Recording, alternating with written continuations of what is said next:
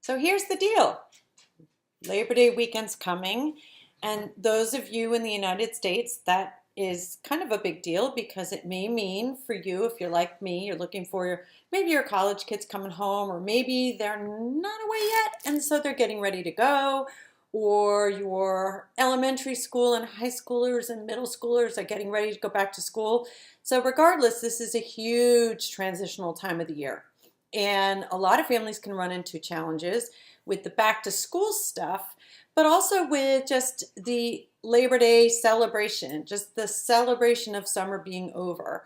So, those of us who are celebrating our Labor Day weekend, I hope, first of all, that you're thinking and donating and doing whatever you can for those in Texas and those areas in need right now during this horrific storm. Um, I don't want to forget about those folks, but gosh, there's so much need to be done and so many people that will not be able to celebrate so much this weekend, and our hearts go out to them for sure. And so, whatever you can do, please do. And if you are in those areas, gosh, we are thinking about you so much and are just uh, un it's unimaginable what's happened. That's an understatement. So, but if you are here and in a dry area, I don't know that North Carolina is going to be dry, but you might have an outdoor picnic or you might have a family gathering. And so I want to talk about some of those things that often can be unexpected problems for people. So it's not unusual for people to want to include their family dog in one of these gatherings, right? We love our family dogs, right, Sadie? We love our dogs, and we love to bring our dogs with us to these events if at all possible. The challenge that we can run into is if other people have the same idea, then now we have multiple dogs who may or may not get along. We also may run into the challenge of there's a lot of activity going on. There's a lot of different people, a lot of different age groups, ranging from newborns to seniors to it's a wide range. And depending on where you are, it might be extremely hot. And there might be fireworks, and there might be all sorts of things that can be overwhelming, distracting, and just completely throw your dog, just stack up one trigger after the next until they are just tapped out. Okay. So I want you to think about a couple things. Here are a couple places and areas that I know people run into troubles during these events. And one of those is, all right, I'm probably going to get my hands a little dirty here. Well, maybe I won't. One of them is food. Food. Barbecue chicken. So everybody's grilling at this time of year, and that's great. That's great. But the problem that we run into is that our dogs like that food too. My dog is sitting here, right? Sadie? You attest to the fact that this is, yeah. She's very excited about that. So she's very excited about the food. But here's the thing. Some dogs guard food.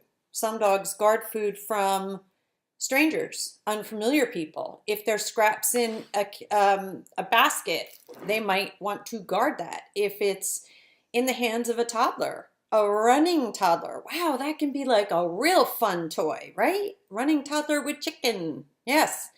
So we do need to think about the situation that we're putting our dogs in, because there's a lot of times that we get phone calls from people who've gone to an event, had, the adults want to have adult time and the kids do their thing, and there's sometimes dogs just free floating and wandering in between in the backyards of these houses where there's an event going on, and sometimes there's some drinking going on or other celebrations going on, and it, I mean, food distracts me. When I want to sit down and have my food, I don't want my kids in my space. So if they're entertained with other children, that's great. But I wouldn't want to have my dog there and not know where my dog is in that situation and circumstance. So I'd want to make sure that I have a plan for the dog. So the dog stays with me. The dog has ample places to go to have alone time. The dog has plenty of food dispensing toys and their own yummy holiday celebration in these. You don't have, you can get, listen, you don't have to go overload and get crazy fancy with the Kongs, but I do like to have several frozen pre-prepared. I like to put plain kibble in here that's been moistened. I also like to put sometimes canned cat food or you know, high quality or meat or any meat that we have left over, like mix that in.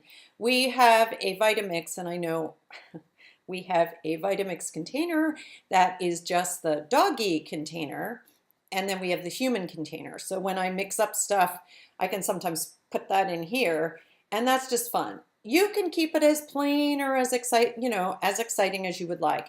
But I highly recommend that you have a plan for what your dog's going to do during these events. And remember, short and sweet exposures. Your dog's tolerance level, think about how tired you are after a day of chaos. Your dog, especially if they're not used to being around large groups of people with all that stimulation, noise, activity, balls, balloons, bubbles, yummy food, screaming kids, everybody wanting to touch them. Wow. Wow. They can really max out. I think about when I go to our professional conferences and a lot of people say, hello, hi, hi, hi, hi, hi. By the end of the day, I'm so, I want quiet. And we have to really understand and know our dogs and pay attention.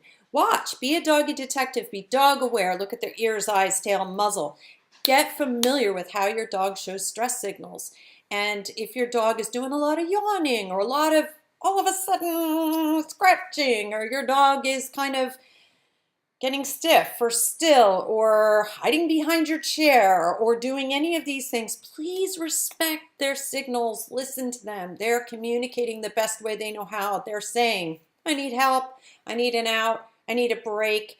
And please pay attention to that and listen and respect what your dog is communicating, because when they get overstimulated, they can also get completely overwhelmed with our human world. And sometimes our celebrations go long afternoons into the night, and now you're looking at even changes in temperature, changes in dark, you know, light from lightness of day to dark. And you know, like I said, a lot of times there can be sparklers, there can be fireworks, there can be all sorts of things at these gatherings, and it can really contribute to a situation that can be unfortunate. So I want you guys to be aware, and I want you to make dog aware choices with knowledge. And remember, being dog aware means that you are curious, you're observing, you're continuing to learn about your dog. We can never be completely dog aware. We have to always think of it being a continuum. We're constantly learning because our dogs are aging. And at every age, they are a little bit different, and their sensitivities that they maybe had at certain stages in their life might decrease, and at some stages might increase. And we have to be aware of that. We have to be cognizant of it and pay attention. And so just keep in mind that your dogs are good dogs, but they are also doing the best at being dogs. And it's up to us as responsible dog owners and loving dog owners to become dog aware. So I'm Jen Shryock, FamilyPaws.com. I really hope that everybody has a safe and fun and wonderful Labor Day weekend. And I am sending prayers, lots of love, and encourage you to do the same for those in Texas. So until next time, stay becoming dog aware.